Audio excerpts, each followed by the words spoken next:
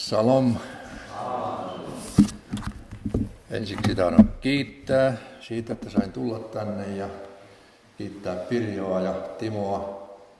Eikö näin ole sanottu, että on hoidettu niin kuin piispaa pappilassa ja vähän vielä paremminkin. Kiitoksia.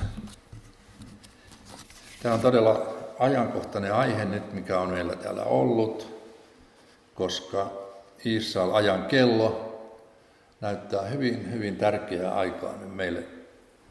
Ja tästä jotain sitten jatkoa siihen eiliseen. Voisin ensiksi ottaa tästä, mulla on tällainen kirja kuin Pentti Kuusiston kirja. Tässä on hyvä lainaus tuosta Menachem Beginin kirjasta. Kuinka Jumala on aina, kun on tämmöisiä kriisitilanteita Israelin kansan kohdalla ollut, niin lähettänyt profeetat ensin kertomaan ja varoittamaan ja antamaan myös neuvoja, miten pitäisi toimia.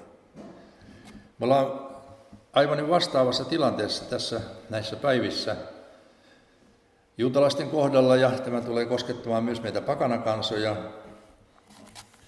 Mä luen, mitä tapahtui 30-luvun lopulla Puolassa. Juuri ennen Hitlerin hyökkäystä Puolaan, niin Jumala lähetti sellaisen rappin kuin Zev Jabotinskin profetoimaan Puolan juutalaisille. Ja hän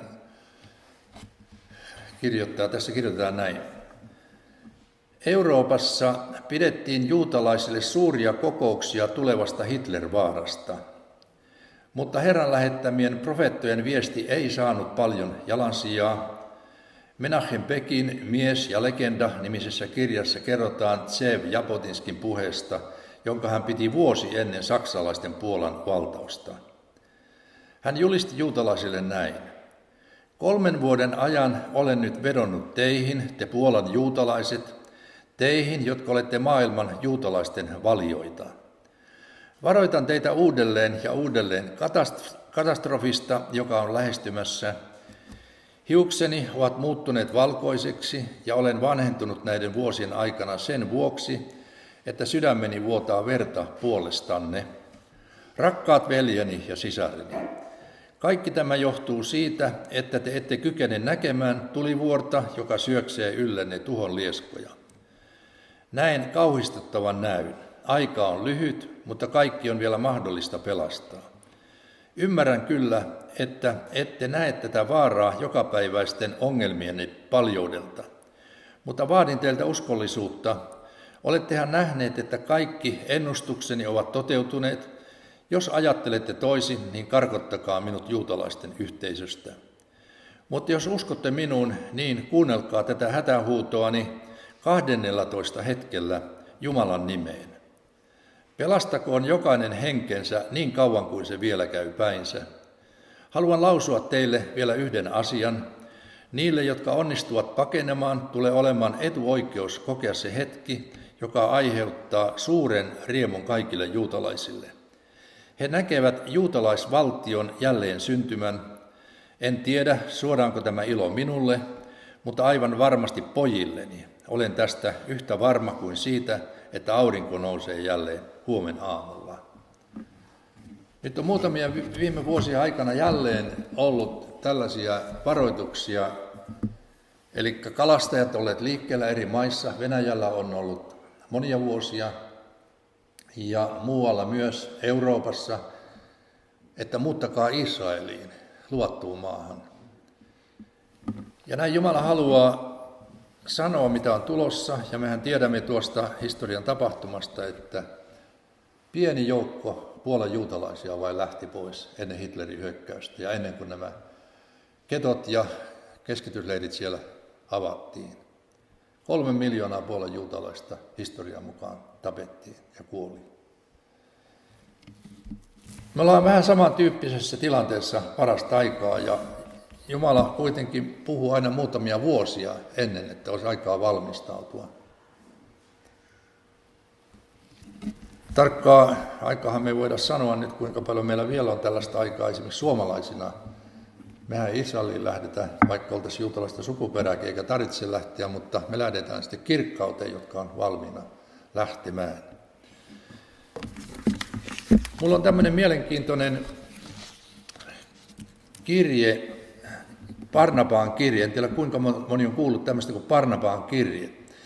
Tämä oli aikomuksissa, että tämä otetaan kaanoniin, eli Raamattuun, mutta nähtävästi se ei ollut Jumalan sanan arvovallan mukaista, mutta siinä on historiallinen totuus, joka löytyy myös Raamatusta, ja tämä on noin 100-luvulla kirjoitettu. Tästä on Wikipediassakin aika lailla tietoa. Tässä on mielenkiintoinen aikataulu tässä Barnabaan kirjeessä, ja mä luen tämän kirjeen näin.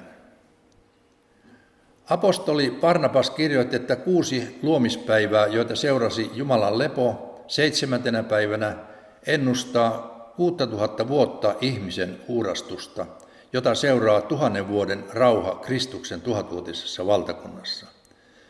Tämä muinainen uskomus, kiliasmi, näyttää jälleen kerran saavan tuulta purjeisiinsa nykyaikaisten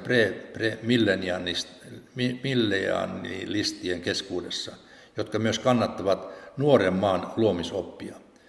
Hän puhuu sapatista luomisen alussa, ja Jumala teki kätensä työt 6 päivässä, ja hän päätti ne 7. päivänä ja lepäsi, ja hän teki sen pyhäksi. Kiinnittäkää huomiota, lapset, mitä tämä tarkoittaa. Hän päätti ne 6 päivässä. Hän tarkoittaa tätä, että 6000 vuodessa Herra saattaa kaiken päätökseen, sillä päivä on hänelle 1000 vuotta, ja tästä hän itse todistaa minulle sanoen, katso, Herran päivä on kuin 1000 vuotta. Siksi lapset 6 päivässä, eli 6000 vuodessa, kaikki päättyy, ja hän lepäsi 7. päivänä. Hän tarkoittaa tätä, kun hänen poikansa tulee, hän poistaa laittoman ajan, tuomitsee jumalattomat ja muuttaa auringon, kuun ja tähdet, silloin hän todella lepää 7. päivänä. Tämä on mielenkiintoinen, kun ajattelee Raamattua ja myös näitä uskovasten tiedemiesten tutkimusta, muun muassa Pekka Reinikaisen kirjoja, jos olette lukeneet, niin te huomaatte sen, että kyllä todellinen tiede myös, joka ei lähde näihin tämmöisiin teorioihin, niin todistaa, että me ollaan 6000 vuoden loppuvaiheessa. Ja sen tähden nyt on oikeastaan sama tilanne kuin tuossa juutalaisella aikanaan, mutta toisessa tämmöisessä tilanteessa. Eli meidän pitäisi nyt ymmärtää se, että Jumala kokoaa parasta aikaan Kristuksen morsianta ja se pian temmataan täältä pois. Tämä, mikä on sellainen suurin seurakunnan tapahtuma. Helluntaina seurakunta syntyi, se oli valtava tapahtuma. Mutta seurakunnan suurin tapahtuma on se, kun me lähdetään täältä kotiin, jonne Jeesus meni valmistamaan meille sijaan. Ja mä oon ihmetyttänyt se asia, että kun vielä 80-luvulla ja 70-luvulla, niin tämä oli voimakkaasti esillä seurakunnissa, varsinkin vapaissa suunnissa. Ja se oli aivan niin kuin luonnollinen asia, että puhuttiin seurakunnan ylösotosta ja Israelin ajan täyttymisestä. Nämä molemmat asiat on nyt aika lailla sellaista, sanotaanko näin, suuren kritiikin alla ja suurten epäilysten alla. Ja kuitenkin nämä löytyy Raamatusta niin selvästi, ettei voi kukaan kiistää, että tämä ei ole niin kuin yksi Raamatun tärkeimpiä totuuksia meille uskovaisille. Tässä Risto Santalan kirjassa myös on hyviä asioita, jotka liittyy tähän samaan ajatukseen, tähän armotalouskauden päättymiseen ja Israelin kansan pelastumiseen, eli he löytävät ja ottavat vastaan oman Messiansa. Tuolla Kuolleemeren kääröjä, kun on löydetty, ja sekin oli aivan Jumalan aikataulun mukaan, nehän löydettiin sitten, kun Israel itsenäistyi, niin sieltä löytyy valtavia aarteita. Te, jotka olette käyneet Jerusalemissa siellä Yad Vashemin museossa, niin te olette nähneet sieltä Kuolleemeren kääröistä Jesajan kirjan siellä. En tiedä, nyt on monta vuotta, kun viimeksi on käynyt, onko samatin, mutta siellä oli pitkä käärö avattu, jossa oli tämä Jesajan kirja. Ja kuinka valtavan tarkkaan Jumala on säilyttänyt tämä meidänkin, vielä ainakin tässä 33-38 käännöksessä, että siinä ei ole paljonkaan eroa meidän suomalaiseen käännökseen, mikä on sieltä löytynyt luolista. Niin sieltä löytyy myös semmoinen kuin Habakukin kirjasta kommentti. Ja Risto Santala on ottanut sen tähän, jos teillä on tämmöinen kirja kuin Kristinuskon juuret, niin tässä on lainaus siitä. Kuolleen meren kääröissä on Habakukin kommentaarissa merkillinen huomio. Ja se huomio on tällainen. Jumala käski Habakukin kirjoittamaan, mitä on tapahtua viimeisen sukupolven aikana. Kuitenkaan hän ei ilmoittanut hänelle lopun päätöstä ja sanoessaan, että sen voi juostessa lukea, hän viittasi vanhurskauden opettajaan, jolle hän on ilmoittanut kaikki palvelijoittensa profeettojen salaisuudet. Eli Habakukin kirja on sama sitä, mitä Psalmi 102, kun siellä sanotaan, että tämä kirjoitettakoon viimeiselle sukupolvelle. Eli kun Sion rakennetaan, se kirjoitettakoon viimeiselle sukupolvelle.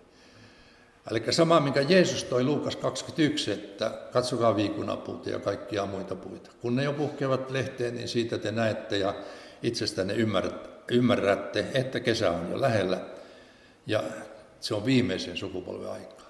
Eli me on eletty sellaista sukupolven aikaa nyt 78 vuotta, ajatelkaa, 78 vuotta, jolloin viikunapuu puhkesi lehteen ja sitten monia muita puita. Yli 130 maata itsenäistyi.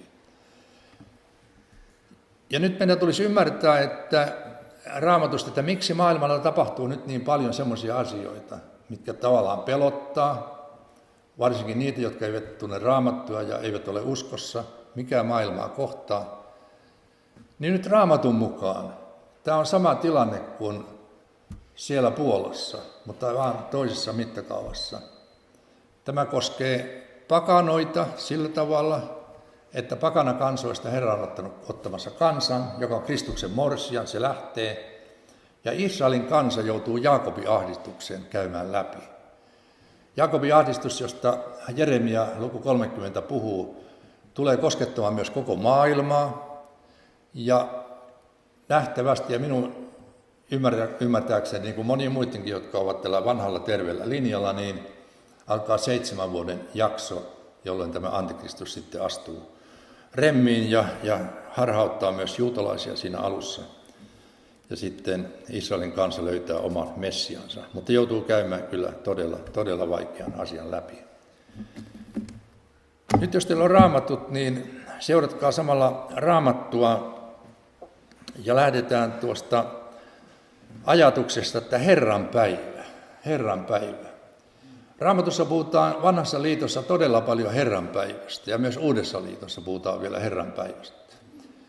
Ja nyt tämä Herran päivä, mikä ilmestyskirjassakin puhutaan, niin se ei ole mikään yksi päivä, eikä se ole kysymys mistään sabatista eikä sunnuntaista, vaan se on aikajakso. Se on jakso, joka on 1000 vuoden jakso, eli se on 1000 vuoden päivä. Ja tämä 1000 vuoden päivä alkaa sillä tavalla, että me tiedämme milloin se 7. päivä, se on viikon viimeinen päivä, 7. päivä. Kun me nousemme Jeesusta vastaan tuulian pilviin, niin jokainen uskovainen tietää, että nyt alkoi Herran päivä.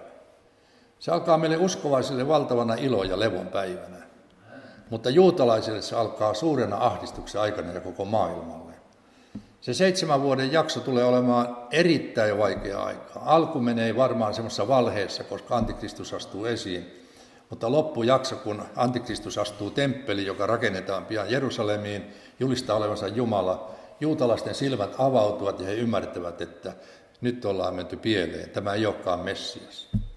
Jeesus sanoi, että minua te ette ottaneet vastaan, mutta jos hän tulee omassa nimessään, hänet te otatte vastaan. On mielenkiintoista seurata, että tiedetäänkö me, tullaanko tietämään tästä henkilöstä, kuka tämä on, emme tiedä. Minulla on vähän sellainen ajatus, että me emme tule seurakuntana edes tietämään, kuka tämä antikristus on. Aavistella voidaan ja näin, mutta me ei konkreettisesti tulla tekemisiin tämän kanssa. No nyt tästä Herran päivästä meidän kannattaa tutkia hiukan sitä, mitä Raamattu tästä sanoo. Otetaan tuttuja raamatukohtia, varsinkin monille tuttuja, Johanneksen evankeliumista 6. luku, ja tästä me näemme nyt, mitä meille tapahtuu. Tässähän Jeesus puhuu aivan selvästi uskovaisille, eli niille, jotka seurasivat silloin häntä ja sitten tulevat Jeesuksen ylösnousemuksen jälkeen myös seuraamaan. Luetaan tästä jakeesta Vaikka jakeesta 37, tässä on niin hyviä lupauksia. Kuuluu näin. Kaikki, minkä Isä antaa minulle, tulee minun tyköni. Ja sitä, joka minun tyköni tulee, minä en heitä ulos. Sillä minä olen tullut taivaasta, en tekemään omaa tahtoani, vaan hänen tahtonsa, joka on minut lähettänyt. Ja minun lähettäjäni tahto on se, että minä kaikista niistä, jotka hän on minulle antanut, en kadota yhtäkään, vaan herätän heidät viimeisenä päivänä. Sillä minun isäni tahto on se, että jokaisella, joka näkee pojan ja uskoo häneen, on iankaikkinen elämä, ja minä herätän hänet viimeisenä päivänä. Viimeinen päivä, Herran päivä, 7. päivä, sapattipäivä. Vielä tämä sama toistuu 44 ja 54 jakeessa. Ei kukaan voi tulla minun tyköni, ellei Isä, joka on minut lähettänyt, häntä vedä, ja minä herätän hänet viimeisenä päivänä. Isä on antanut jokaisen Jeesukselle Kristukselle, joka on avannut sydämensä, kun hän kolkuttaa. Tämä on tahdon ratkaisu, ja me ollaan lähdetty seuraamaan Kristusta. Ja nyt nämä on Jeesuksen hoidossa, me ollaan Jeesuksen huolenpidon alla, ja nämä herätetään viimeisenä päivänä ylösnousemusruumiissa Jeesusta vastaan tuuli ja pilviin. Me, jotka ollaan elossa, me muutumme silmän räpäyksessä. Emme me kaikki kuolemaan nuku, kun siellä Paavali sanoo 1. Korintolaiskirje 15, siellä 52 eteenpäin. Emme kaikki kuolemaan nuku, mutta kaikki me muutumme silmän räpäyksessä, viimeisen pasonan soidossa. Kristuksessa kuolleet nousee ylös ensin ja me sitten noustaan heidän kanssaan häntä vastaan. Vielä jäi 54. Joka syö minun lihani ja juo minun vereni, silloin iankaikkinen elämä ja minä herätän hänet viimeisenä päivänä. Eli nyt Jeesuksen sanat ovat tämmöiset näin. No nyt meidän on hyvä katsoa tätä viimeistä päivää hiukan ilmestyskirjasta myöskin. Eli mitä ilmestyskirja puhuu ja hebrealaiskirjakin puhuu tästä. Ensinnäkin tämä ilmestyskirja on siinä mielessä hyvinkin tärkeä luettava, vaikka se on vaikea kirja ymmärtää. Pyhä Henki voi sitä avata itse kullekin, mutta siinä on erityinen siunaus, mitä muissa kirjoissa ei ole. Nimittäin tämä 1. luvun 3. jae sanoo näin. Autuas se, eli ylionnellinen, tämä autuas on ylionnellinen se, joka lukee, ja autuaat ne, jotka kuulevat tämän profetian sanat ja ottavat vaariin siitä, mitä siihen kirjoitettu on, sillä aika on lähellä. Eli tällainen erikoinen lupaus on ilmestyskirjan lukijoille, että kannattaa lukea sitä rukoilleen. No sitten tämä jakeessa 10. Johannekselle näytetään ja sanotaan näin, ja hän kirjoittaa näin. Minä olin hengessä Herran päivänä ja kuulin takani suuren äänen, ikään kuin pasunan äänen. No jotkut, jotka ei usko oikein näihin tapahtumiin sillä tavalla, ne ovat sanoneet, että tämä on vain sunnuntaipäivä tai sapattipäivä, että sen takia tähän on pantu näin. Ei, tämä on Herran päivä, joka on se ajanjakso, josta ilmestyskirja kertoo. Eli se jakso, seurakunta lähtee, ensiksi seurakunta-aika, siellä on 4 lukua, 3 lukua näistä seurakunnista, jotka lähtee Efesosta sinne Laudikeaan, ja seurakunnan aika päättyy, niin katsotaan sitten, missä vaiheessa meidät temmataan pois.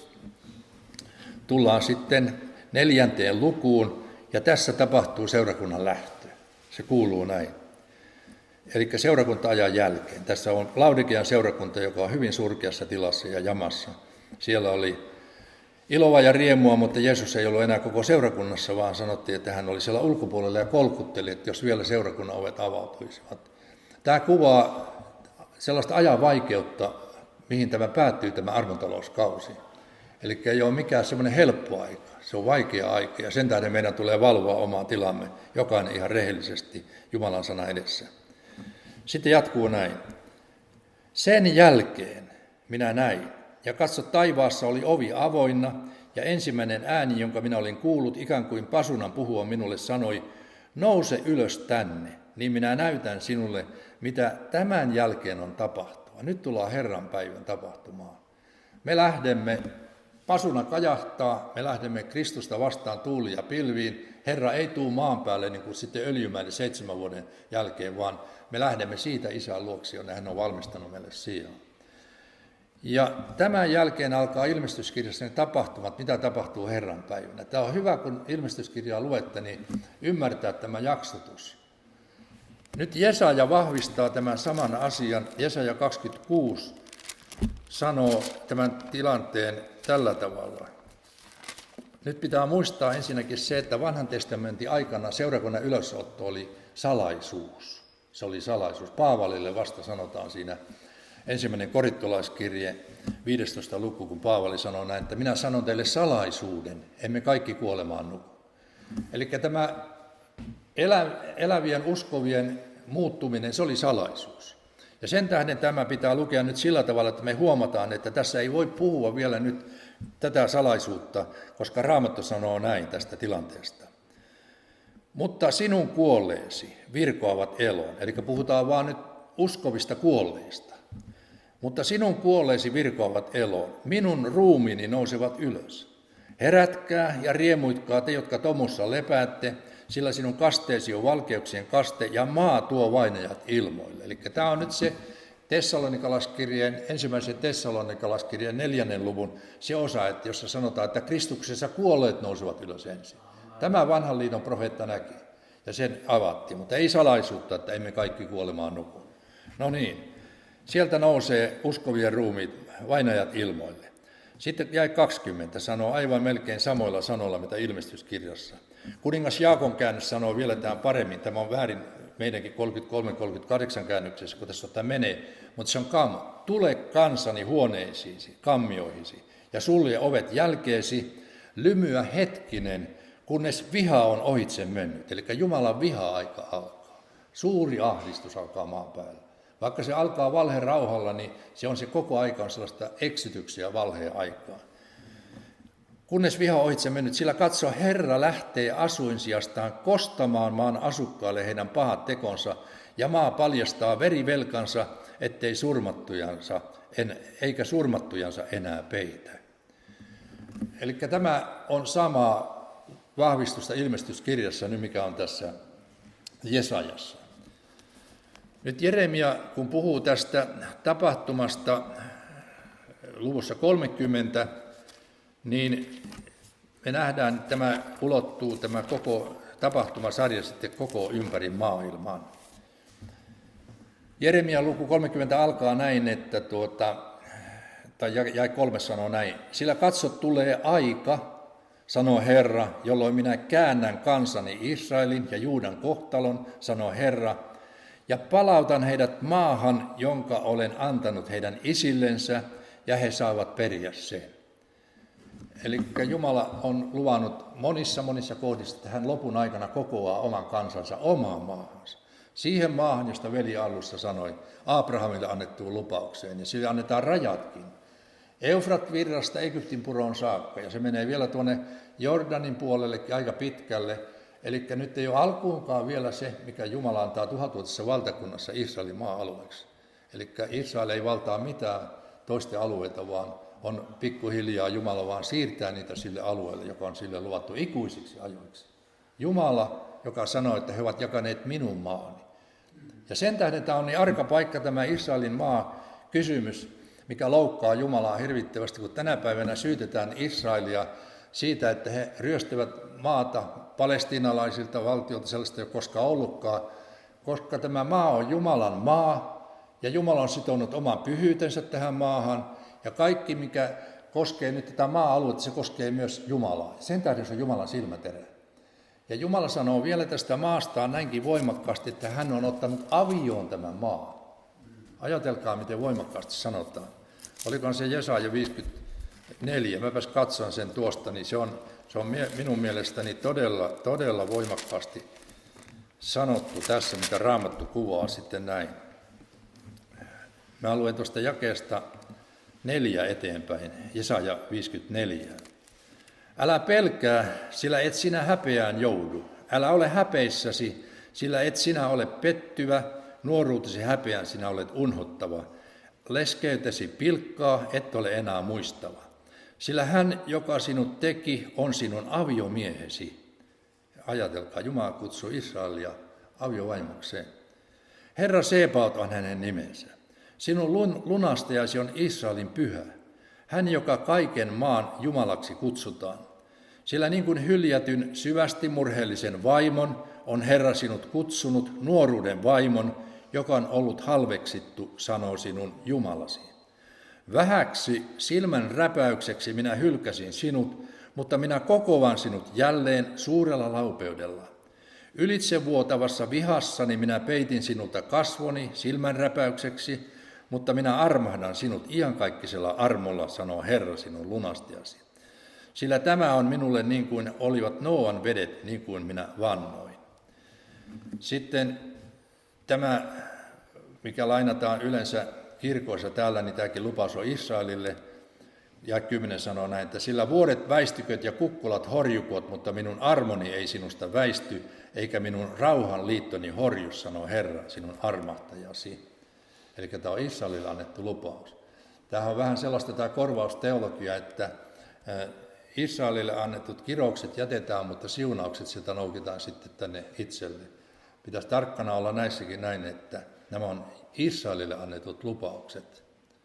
Kyllä Herra siunaa seurakuntaansa, joka uskollisesti on Kristuksessa ilman muuta, mutta kun vanhan testamentin lupauksia luetaan, niin meidän tulee aina ajatella ensiksi Israelille annetut lupaukset. Eli tämä tulevaisuus, mikä tällä kansalla on, niin siellä on valtavasti lupauksia, mitkä on toteutumatta, ja ne toteutuu 1000-vuotisen rauhan valtakunnan aikana. Mennään takaisin Jeremiaan lukuun 30.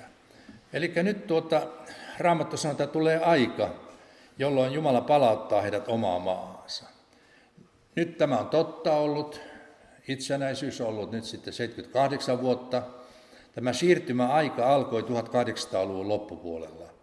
Eli yli 120 vuotta on eletty sellaista aikaa, jolloin tämä seurakunnan aika on hiipumassa loppuun, se on päättymässä, ja samanaikaisesti Jumala on kääntynyt Israelin puoleen täyttämään näitä profetioita.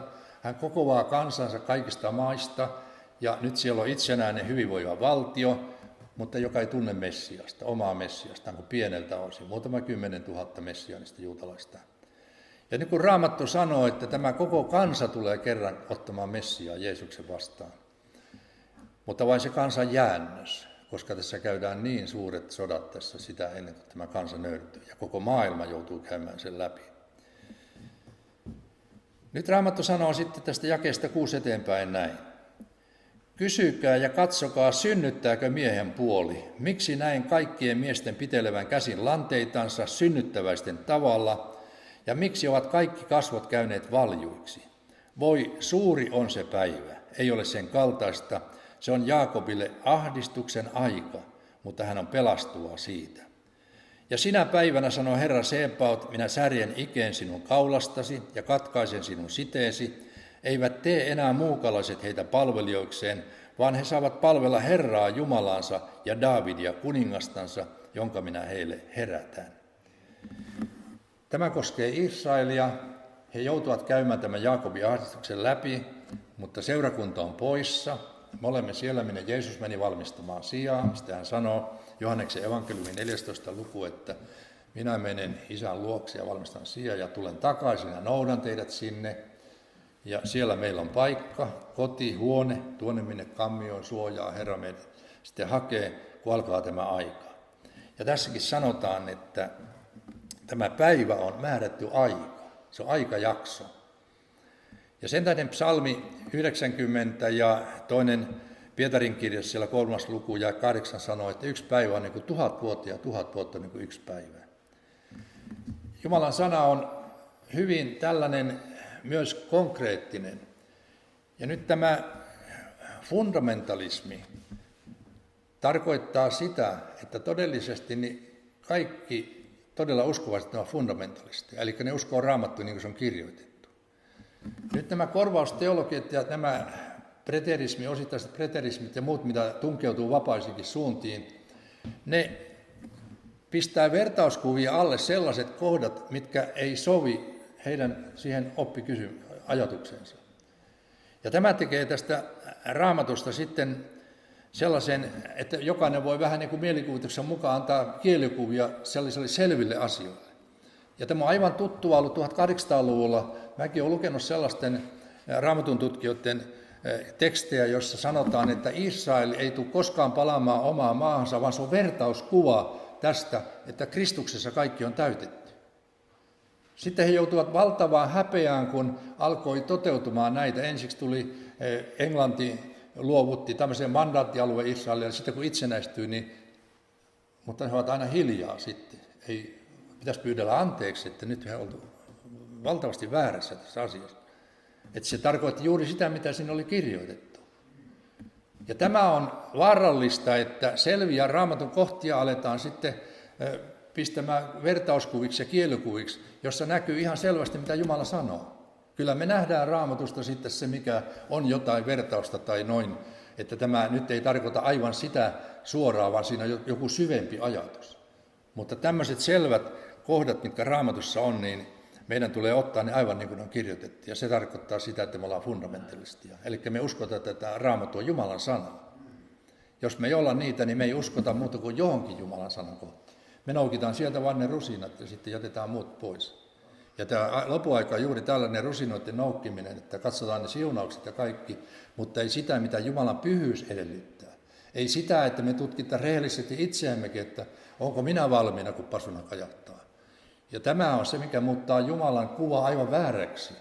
Jumalasta tehdään semmoinen vähän joulupukkimainen persona, joka on niin vaan hymyilee ja sillä ei ole mitään niin kuin moraalisäädöksiä eikä rajoituksia. Me ollaan pyhän Jumalan kontrollissa. Ja se kansa, joka täältä lähtee, se on pyhä kansa. Se on Kristukselle erotettu. Eli vaikka armo on valtavan suuri asia, mutta Jumalan armo kasvattaa meitä hylkäämään sen, mikä on Jumalan mielen vastaista. Jos armo ei kasvata hylkäämään meitä syntiä, niin me ei olla uudesti synnyt ollenkaan. Koska Jumalan armossa on voima. Jumalan armo puhdistaa meitä ja se ei salli jatkuvasti mennä niihin samoihin asioihin, mitä ennen mentiin. Elämä muuttuu. Jos ihminen sanoo, että mä oon uskossa ja se elämä jatkuu niin kuin ennenkin, niin synnissä, juoppoudessa, irstaudessa, niin tämä ihminen valehtelee. Ei ole uudesti syntynyt. Me emme näe sydäntä, mutta Jumala näkee. Nyt tämä Herran päivä, mikä on lähestymässä, niin se on 7. päivä, se on 7. vuosituhat. Me emme tiedä tarkkaan sen, mutta nyt Raamatun monet tutkijat ovat sitä mieltä, ja myös Raamattu antaa siihen aikalaskelmia myös, niin se on lähivuosina. Jos näin ei tapahdu, niin sitten meillä on jonkinlaisia laskuvirheitä. Raamattu ei tee virheitä, se on aivan totta, mutta me ihmiset ollaan kyllä erehtyväisiä. Ja tässä on tehty tosi pahoja virheitä vuosikymmenien aikana, kun on ajateltu näin, että ensinnäkin pidetty, että sukupolven ikä on 40 vuotta, kun siellä erämaassa se vaellus oli 40 vuotta. Mutta eihän siinäkään sanottu näin, että se ei katoa, vaan vaihtuminen ja seurakunnan tai sukupolvien tämmöinen ikärakenne, niin sehän on 20 vuotta, tulee uusia sukupolvia, 40 vuotta oli se Raamatun siinä ilmoittama aika. Mutta sukupolven katoaminen on se, että ainakin yksi uskovainen ja ihminen elää, joka on 48 nähnyt Israelin itsenäistymisen sinä päivänä, kun seurakunta lähtee. Ja se on siihen, mihin tämä Habakuk viittaa, mihin viittaa psalmi 102, jakeet 17 ja 19. Siellä on aivan selvästi, Risto Santala on tässä kirjassaan tuonut se esiin niin kuin syväntökin tämän, että se Dor Aharon, niin se ei ole mikään sukukunta, vaan se on sukupolvi. Silloin kun Sion rakennetaan, se kirjoitettakoon viimeiselle sukupolvelle.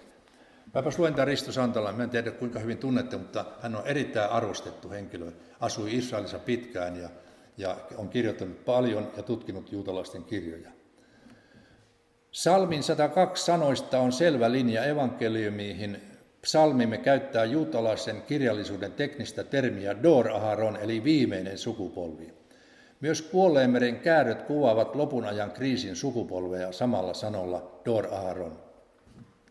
Tämä käy ilmi muun muassa Damaskuksen fragmentista, ja siinä on nuo paikat, sekä Habakukin kommentaarista.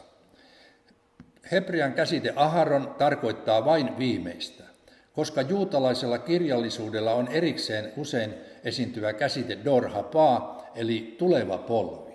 Jotkut käännökset on kääntänyt tämän tuleva polvi. Ja nyt Risto Santala sanoo suoraan, että siinä on aivan eri sana. Eli niin kuin syväntö siinä käännösvirheissään kokoaa tämän saman kohdan, niin silloin kun Sion rakennetaan, kirjoitetaan viimeiselle sukupolvelle. Me ollaan eletty tätä aikaa nyt näin paljon. Eli nämäkin tapahtumat, mitä nyt tapahtuu Lähi-idässä, niin emme tiedä, mitä siellä kaikkea nyt sitten tulee jatkossa tapahtumaan, mutta kuitenkin tämä on selvä, että 78 vuotta on eletty viimeistä sukupolvea. Sitten sanotaan jakeessa 8 Jeremia 30 näin. Ja sinä päivänä, sanoi Herra Sebaot, minä särjän ikeen sinun kaulastasi ja katkaisen sinun siteesi, eivät tee enää muukalaiset heitä palvelijoikseen, vaan he saavat palvella Herraa Jumalaansa ja Daavidia kuningastansa, jonka minä heille herätän. Ja pakanoista sanotaan sitten näin. Minä teen lopun kaikista kansoista, joiden sekaan minä olen sinut hajottanut, ainoastaan sinusta minä en loppua tee. Minä kuritan sinua kohtuudella, mutta rankaisematta minä en sinua jätä. Sitten jakeesta 23 eteenpäin. Katso, Herran myrsky kiivastus puhkeaa, pyörremyrsky vyöryy kohti jumalattomien päätä. Eikä Herran viha hehku asetu ennen kuin hän on toteuttanut ja täyttänyt sydämensä aivoituksen. Aikojen lopulla te tulette sen ymmärtämään. Eli tämä on tämä siirtymävaihe, se menee tällä tavalla ja sen jälkeen kun tämä on loppuun käyty, niin Herran päivä jatkuu rauhallisena jaksona. Nyt tästä ilmestyskirjasta vielä joku kohta, joka osoittaa sitten tämän tilanteen,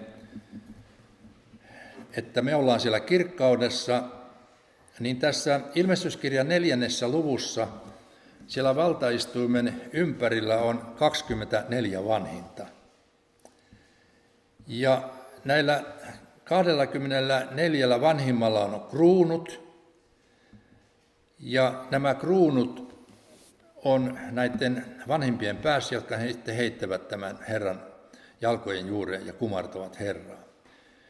Niin tässä meidän käännöksessä on aika väärin käännetty yksi sana, joka on Novumissa aivan selvästi käännetty oikein kreikan kielessä. Meidän käännös sanoo esimerkiksi ilmestyskirja 5. luku jakeesta, luetaan vaikka 8 eteenpäin. Ja kun se oli ottanut kirjan, niin ne 4 olentoa ja 24 vanhinta lankesivat karitsan eteen, ja heillä oli kantele, kullakin, ja heillä oli kultaiset maljat täynnä suitsutuksia, jotka ovat pyhien rukoukset. Ja he veisasivat uutta virttä sanoen, sinä olet arvollinen ottamaan kirjan ja avaamaan sen sinetit, sillä sinä olet tullut teurastetuksi ja olet verelläsi ostanut Jumalalle, niin tämä ihmiset sanat on hemas, eli meidät. Jos teillä on Raamattu, niin voitte kirjoittaa se ihan ylös. Sinä olet verelläsi ostanut Jumalalle meidät kaikista sukukunnista ja kielistä ja kansoista ja kansanheimoista ja tehnyt meidät meidän Jumalallemme ja kuningaskunnaksi ja papeiksi. Ja me tulemme hallitsemaan maan päällä. Eli tässä on kaikissa me. Eli nämä, jotka on nämä 24, ne edustaa ihmisiä kaikista kansoista, sukukunnista. Eli siellä ollaan silloin perillä. Tämä on valtavan lohduttava asia, kun katsoo tätä. Koska 6. luku, kun alkaa ilmestyskirjassa ja karitsa alkaa avaamaan näitä sinettiä, niin me ei olla enää täällä maan päällä. Se, mitä me tullaan näkemään, niin me ei tiedä, miten paljon ahdistusta tässä vielä on ennen tempausta, mutta tämä, mistä Raamattu puhuu sitten, että Jumala lähtee tuomitsemaan, niin me ei olla näissä enää ollenkaan täällä. Meitä on otettu pois. Minkä tähden? Sen tähden, kun Jesaja 53 sanoo meidän vapahtajastamme näin, että hän otti päällensä meidän syntimme ja hän kantoi meidän rangaistuksemme. Eli tämä Jumalan tuomiohan koskettaa syntiä. Sehän sanotaan Jesaja 13 selvästi, että minkä takia Jumala tulee tuomitsemaan tämän maailman. Synnin tähden. Tämä planeetta puhdistetaan 1000-vuotista rauhan valtakuntaa synnistä. Ja meidän synnit on kannettu Golgatan ristillä. Me ollaan vapaita. Jokainen uudesti syntynyt on Jumalan edessä täysin vanhurskas, eli puhdas. Tämä on valtava armo, kun ajattelee sen, että vaikka me ollaan itsessämme vajavaisia vielä, mutta kun me ollaan Kristuksessa, niin me ollaan Jumalan edessä aivan puhtaita. Jumala katsoo meitä Kristuksen veren läpi ja veren kautta. me saadaan sanoa, että Appa Isä.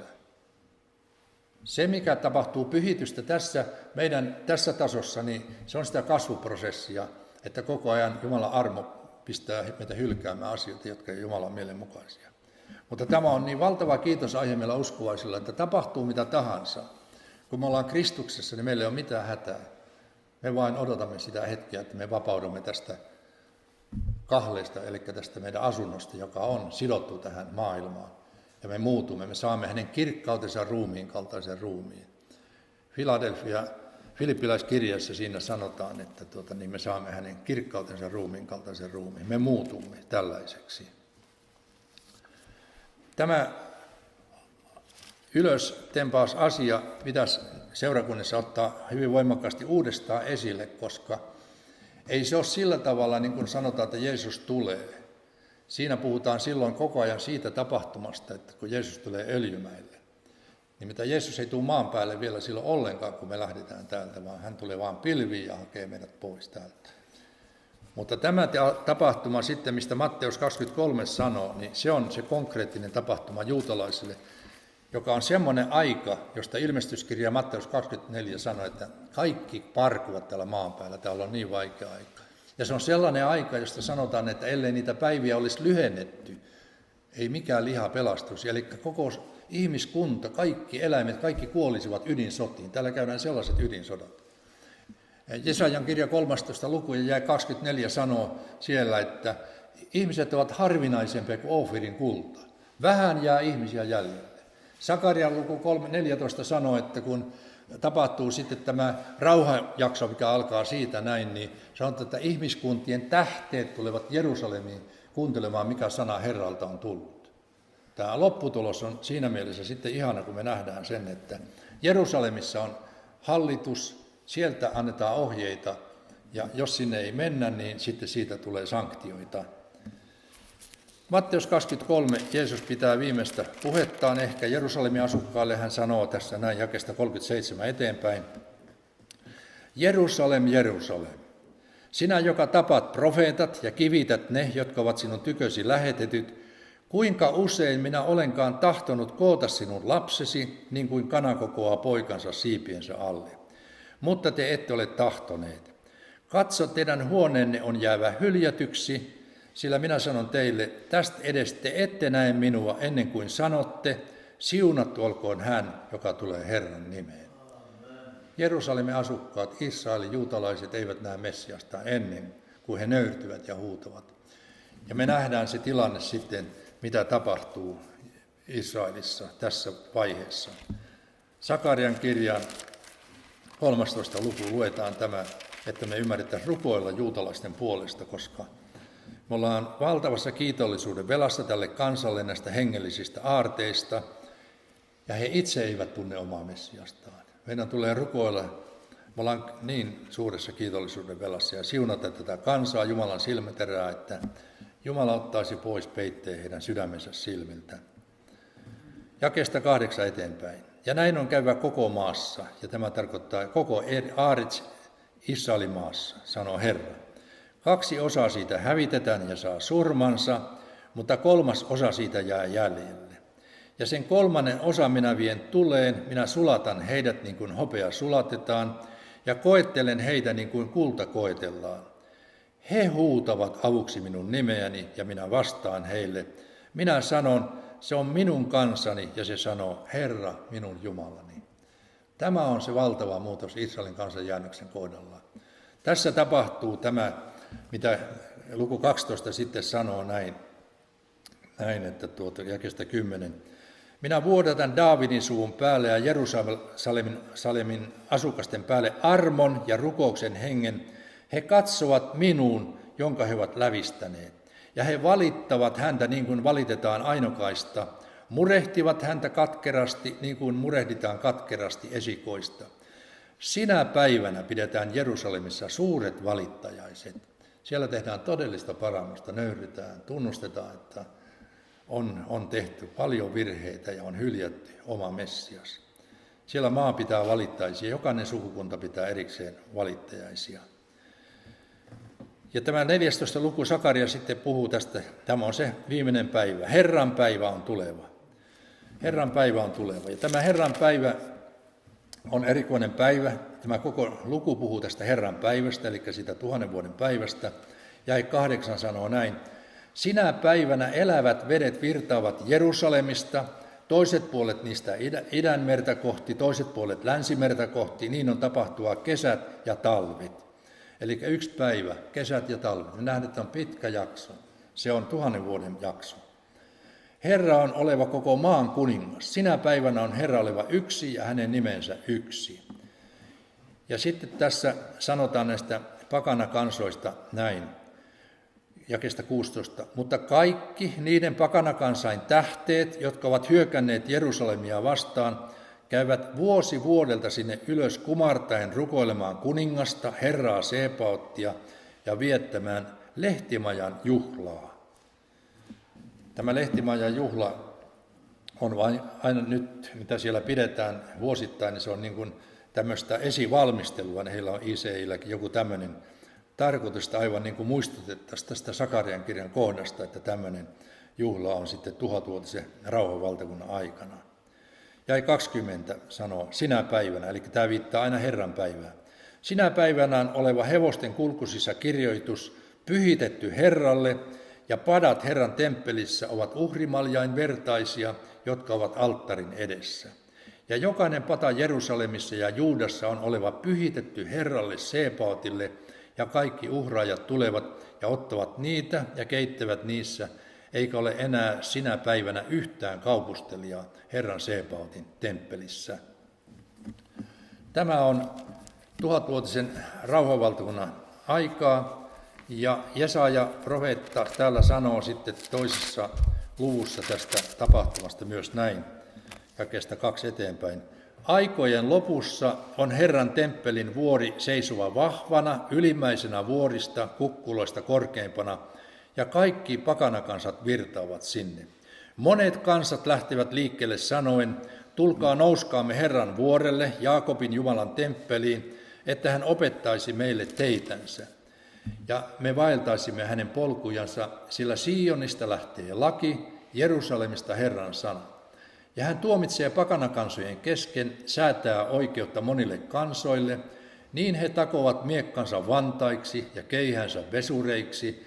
Kansa ei nosta miekkaa kansaa vastaan, eivätkä he enää opettele sotimaan. Ajatelkaa, miten ihan aika on täällä maan päälläkin sitten. Mutta me olemme siinä ylösnousun ruumiissa, iankaikkisessa ruumiissa, joka on sitten kirkastettu siellä kirkkaudessa, kun me ollaan, niin meidän asema on vielä paljon parempi kuin ne, jotka jäävät liharuumissa jatkamaan täällä maan päällä 1000-vuotisessa rauhanvaltakunnassa. Raamattuhan puhuu sitä Jesaja 11 luvussa tästä 1000-vuotisesta rauhanvaltakunnasta ja Jesaja 65. Se on ihan aika täällä maan päällä, mutta siellä on vielä kuitenkin kuolemaakin ja syntiäkin vähäisen, kun sanotaan, että nuorin kuolee 100-vuotiaana.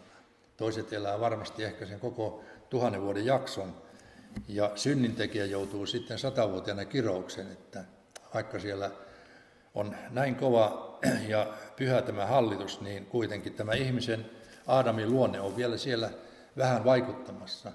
Mutta sitten kun on 1000 vuotta loppuun käyty ja alkaa tämä ikuisuus viimeisen tuomion jälkeen, niin siellä enää ei ole kuolemaakaan. Kuolema on lopullisesti nielty. Ja siitä Raamattu sanoo, että se on sitten ikuista. Meitä ehkä koskee siinä mielessä vielä sitten tämä 1000-vuotinen rauhanvaltakunta jollain tavalla. Siitä hyvin vähän valotetaan siitä, että mikä meidän tehtävä on sitten tässä, kun meillä on kirkastettu ruumista, mitä me uskovaiset sitten tämän 1000-vuotisen valtakunnan aikana tehdään, kun me ollaan kirkastetussa ruumiissa. Niin tämä voi liittyä, tämä ensimmäinen korintolaiskirja 6. luku tähän näin, kun Paavali opettaa korintolaisia ja sanoo näin. Vai ettekö tiedä, että pyhät tulevat maailman tuomitsemaan, ja jos te tuomitsette maailman, niin ettekö kelpaa ratkaisemaan aivan vähäpätöisiä asioita? Ettekö tiedä, että me tulemme tuomitsemaan enkeleitä, emmekö sitten maallisia asioita? Eli seurakunta on näin korkeassa asemassa sitten. Ja tämä on tietysti ikuisuutta varten, mutta koskeeko tämä jo tätä 1000-vuotista valtakuntaa, niin voi olla, että nämä liittyy niin kuin yhteen. Mutta me nähdään, että mihin Jumala meitä valmistaa. Ja sen tähden tämä asema Kristuksen ruumiissa on niin äärettömän arvokas, koska me ollaan tämmöisessä asemassa sitten. Siellä Herra sanoo, että uskollinen palvelija hallitsee 10 kaupunkia, toinen 5 kaupunkia.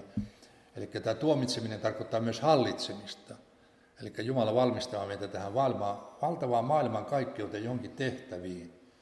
Ajatelkaa, miten valtava tämä maailmankaikkeus on. Me emme ymmärrä tästä kuin pikkusen. Ja sen tähden Raamattu sanoo täällä 5. Mooseksen kirja tästä meidän tutkimuksista, että miten paljon me saadaan niin kuin tutkia näitä asioita, niin mäpäs luen sen täältä, että me näkisimme sen, että siinä on niin kuin määrätty raja. Nimittäin 5. Mooseksen kirja, luku 29 ja jae 29 sanoo näin. Se, mikä on salassa, se on Herran, meidän Jumalamme. Mutta mikä on ilmoitettu, se on meitä ja meidän lapsiamme varten ikuisesti, että me pitäisimme kaikki tämän lain sanat. Että paljon on Jumala salannut ja ne on salassa. Ja sitä ei tarvitsekaan lähteä tutkimaan eikä miettimään. Mutta tämä, mikä on ilmoitettu, niin tätä me saadaan tutkia ja tulee tutkia. Ja se, mikä Raamatussa meillä on ilmoitettu, niin se on aivan tärkeää, että me tietäisimme ja tuntisimme sen, että mitä Jumala on meille ilmoittanut. Ja se, mikä tässä kirjassa näiden kansien välissä on, niin se on se, mitä me tarvitsemme tässä ajassa. Ja tässä on ihmiskunnan historia alusta loppuun. Se lähtee luomisesta ja se päättyy ikuisuuteen. Kaikki, mitä tähän kirjaan on kirjoitettu, me tarvitsemme jossain vaiheessa näitä asioita. Mutta sitten, kun ihmisellä on aina halu ja vihollinen haluaisi mennä ulkopuolelle, että tämä ei mukavasti riittäisi, mitä tänne on kirjoitettu, niin silloin lähdetään semmoiselle okkultismiin ja vaaralliselle alueelle, jolle saatana haluaisi justiin viedä meitä. Ja se, mitä tänä päivänä tapahtuu, on juuri tätä näin. Ja tämä, mikä tulee harhauttamaan koko ihmiskunnankin tässä lopussa, suurelta määrin, ne on juuri nämä asiat, koska sanotaan, että vihollinen tulee valheen kaikella voimalla tunnustajalla ihmeellä. Ja en pidä ollenkaan mahdottomana sitä, että tänne laskeutuu henkivaltoja, jotka sanovat, että ovat toiselta planeetalta tulleita ihmisiä tai näitä olioita, ufoja. Koska ilmestyskirja 12 puhuu jotain tällaista. Tänne syöstään saatana henkivaltoja tänne maan päälle. Äsken kerron, mulla on pikkupoikana ollut semmoinen erikoinen uni oli, joka on niin voimakkaasti jäänyt mieleen, joka vähän kuvasi tätä tilannetta. Mä olin alle 10-vuotias varmasti, tai olisin 8-vuotias ollut siinä.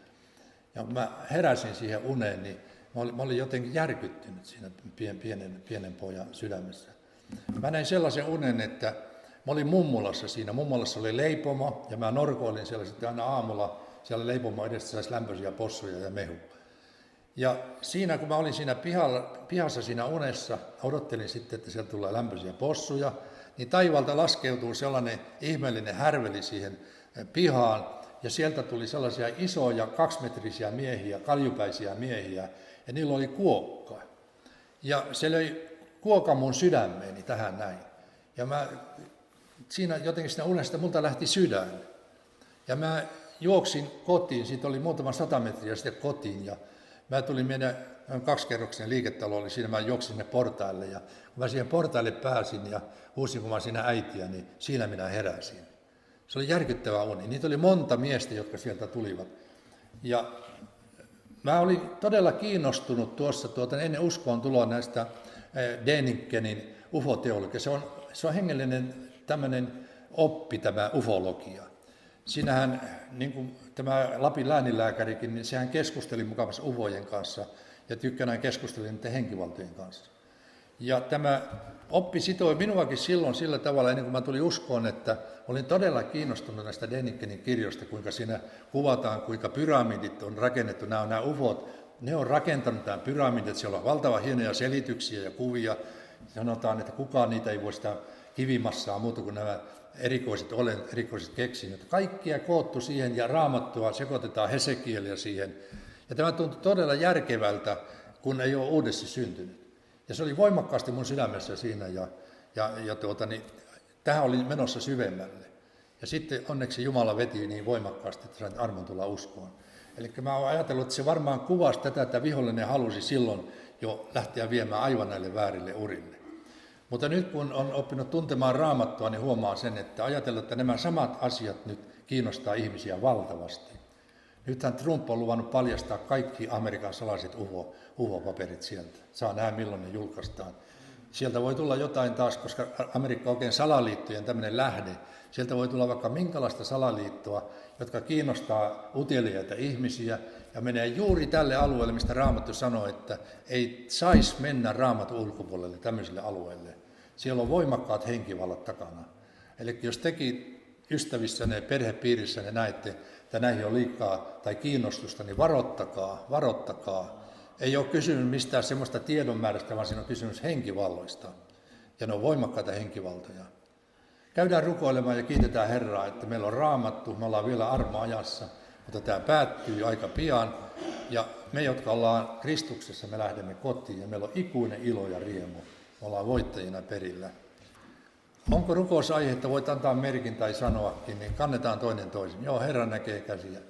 Sanokaa ne sydämessäni siellä Herralle ja pyydetään niihin vastausta iankaikkisuus parhaaksemme. Ja varmaan meillä on kaikilla rakkaita, jotka haluamme mukaan tähän ylösottoon, niin kannetaan heitä, niin kuin varmasti kannattekin, mutta pidetään se oikein mielessä. Se on tärkeä asia, koska Jumala vetää meidän rakkaita ja haluaa perhekunnittain pelastaa. Valppaa Heikki Alajärvellä, vanha edesmennyt työn saarnaaja, niin sanoi, että viimeinen herätys on perhekuntien herätystä. Ja jos se kerran meissä syttyy se todellinen Jumalan mielenmukainen murhe, niin se on Jumalan mielenmukaista, että me murehditaan, jos meidän perheenjäsenemme ei ole valmiina. Ja se tuottaa myös hyvää hedelmää.